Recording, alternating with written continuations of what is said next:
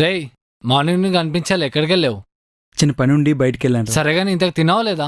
ఇంకా లేదురా. రేయ్, ఇప్పటివరకు తినకపోవడం ఏంట్రా? నువ్వు వెళ్ళు, బిర్యానీ తిను, నేను డబ్బులు పంపిస్తాను నీకు. సరే. సరేనా? సరేరా. ఇప్పుడే పంపిస్తున్నా, తొందరగా వెళ్ళు.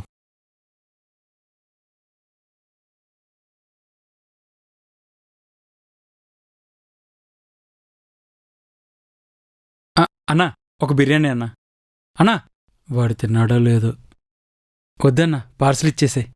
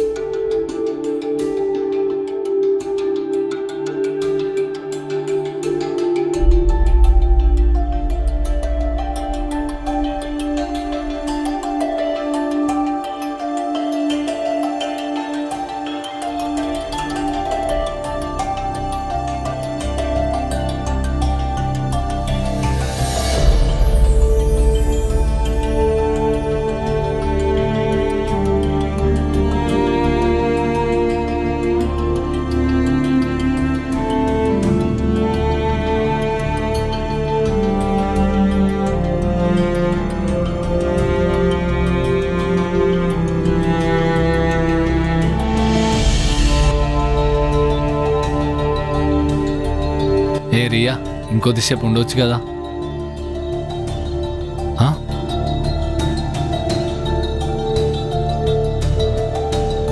హే, హూ ఇస్ దిస్? ఎవడీడు ఇక్కడ ఇంత ఇండిసెంట్గా తింటున్నాడు? బా, ఇప్పుడు దీనికి ఏం చెప్పాలి? అదే అదే, పక్క ఫ్లాట్ కావచ్చు, ఇక్కడ వచ్చి తింటున్నాడు. రేయ్, ఇక్కడ ఎందుకు తింటున్నావు? పక్కకెళ్ళి తినొచ్చు కదా. రియా, నేను చెప్తా పదా. Cheap fellows. ఏం టైమింగ్ రా బాబు నీది.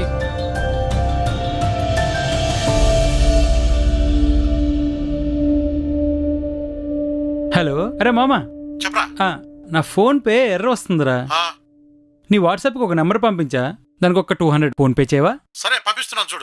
థ్యాంక్ యూ మామా, thank you.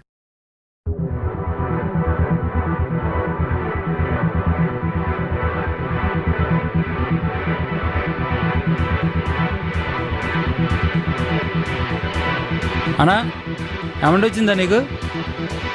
Quarter, Maximus quarter.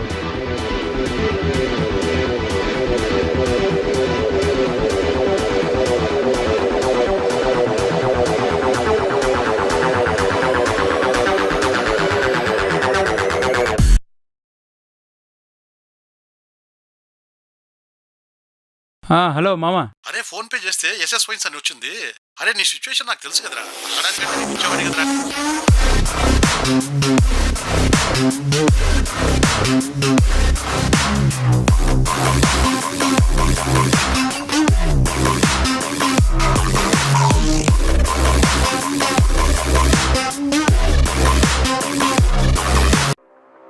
No vacancy, no vacancy, no vacancy.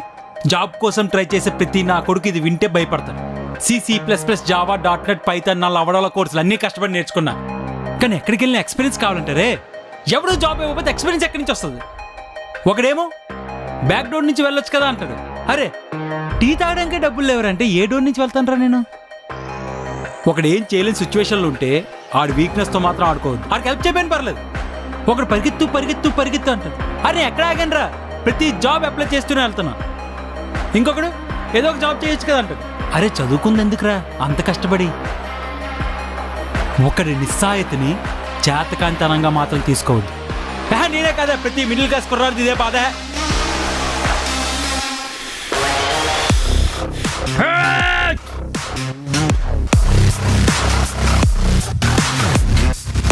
నేను 12 నెలలు కష్టపడితే 12 లక్షలు సంపాదిస్తున్నా, అవును. అలా 30% గవర్నమెంట్కి ఇస్తున్నా అంటే సంవత్సరంలో 4 నెలలు నేను గవర్నమెంట్ కోసం పని చేస్తున్నా. అది నా బాధ.